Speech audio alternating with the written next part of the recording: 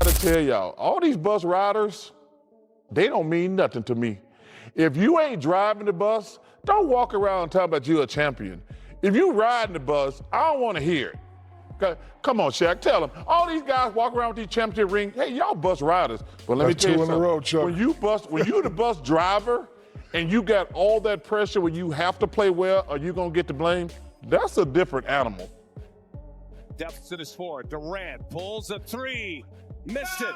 Jokic, 32 points, 12 assists, 10 rebounds. Jamal Murray, 26 points, 10 to shoot. Edwards. Oh, Edward! KD moving from the Suns to the Rockets for Jalen Green, Dillon Brooks, the 10th overall pick. Durant thought he was going to draw the foul. Durant looking for help. Şengün doesn't find. Now, looking at this 4-5 Western Conference matchup, Lakers versus Rockets heading into Game 1, honestly, I had zero interest in this series on paper. Luka and Austin Reeves, LA's 2 best players, are both out, so Houston should be dismantling this short-handed Lakers squad in 6 games max. But of course, right before tip-off of Game 1, what news drops? KD is suddenly planted on the sideline with some mystery knee injury, bumped knees, and just like that, demigod Durant is a no-go for Game 1. So let's talk about this so-called injury. Do I think he was genuinely banged up? Honestly, yes, I'll give him that. But here's what I think Houston's mindset was going in.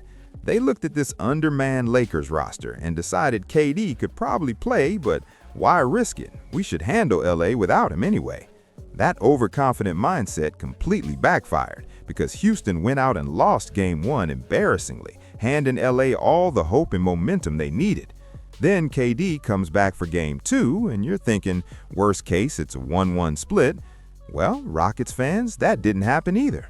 By Game 3, LeBron, Kennard, and Smart combined for 75 points, and while the final score looked close, LA was in the driver's seat the entire night.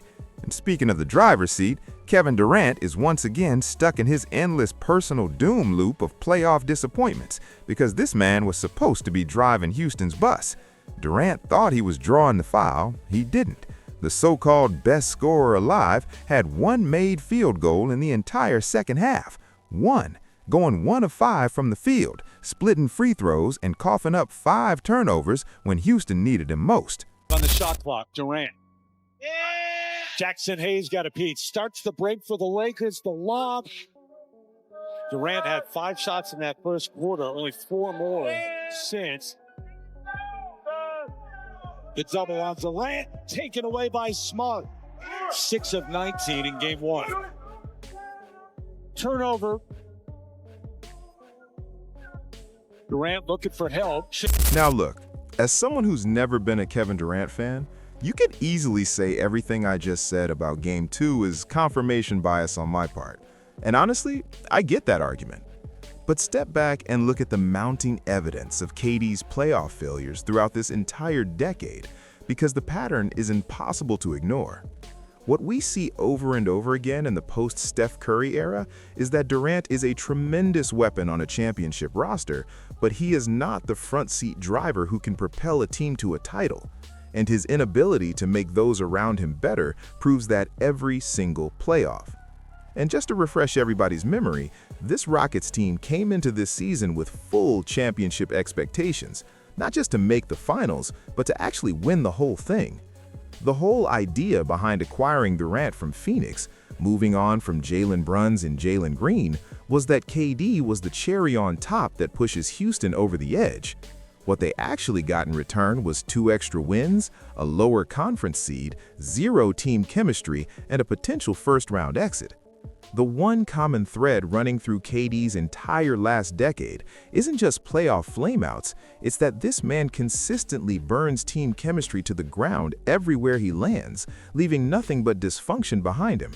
And honestly, I'm completely fine watching this play out in real time.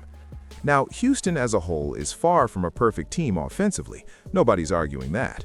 But the entire pitch of the Durant trade was that you're replacing Brunson and Green with an automatic bucket who solves your offensive problems instantly.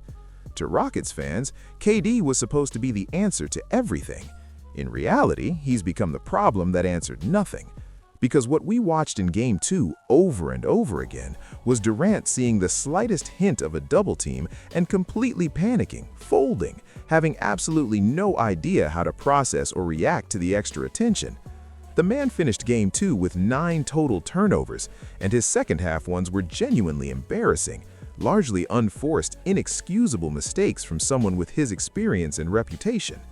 And that right there is the fundamental difference between Durant and a truly complete player like LeBron James or Steph Curry. KD is a weapon in the mold of a Kawhi Leonard, elite in his lane, but not built to be the engine. And here's what's crazy. Go back just 1 month ago to that Lakers-Rockets regular season matchup with Luka in the lineup, and the same thing happened. KD facing double teams, having 0 answers, the same story on repeat. It just makes it stagnant. I mean, when I come across half and then, they wait on me to drive, but I know they come in a double, so I wait a split second. I just think the whole process is too slow, and I just think that is all on me because the team, when they see me, it just feel like one-on. Now, some people are going to give J.J. Redick massive credit here as some defensive mastermind who figured out the blueprint to neutralize Kevin Durant. That's the narrative they're pushing. Personally, I'm not buying it. These double teams are nothing special, nothing revolutionary. What it honestly reminds me of is a middle school AAU game where one team simply wants it more and the other team has absolutely no answers for basic pressure. And watching Durant get this flustered, this overwhelmed, making these low IQ passes and panicking decisions, for a man with his resume, that is genuinely painful to watch. For all LeBron's flaws and all the criticism people love to throw at him, the one thing LeBron would not do in Durant's position is make those same careless passes over and over again in a playoff game. Because here's what it all comes down to. Durant as an offensive weapon, as a pure scorer, is elite and always will be. But elevating a team, making the guys around him better, being that calming presence when everything is falling apart, he simply does not do that. Think back to your own basketball days. When a team is pressing you full court and the pressure is mounting, what does the leader do? What does the best player on the floor do? He settles everybody down and rallies the troops. What we've watched Durant do in Brooklyn, in Phoenix, and now in Houston is the complete opposite. The moment that double team comes, he panics, and the whole thing falls apart. And the film doesn't lie. Here's Durant getting doubled immediately by LeBron stepping on the mid-court line for a backcourt violation, giving the ball away in the moments that matter most.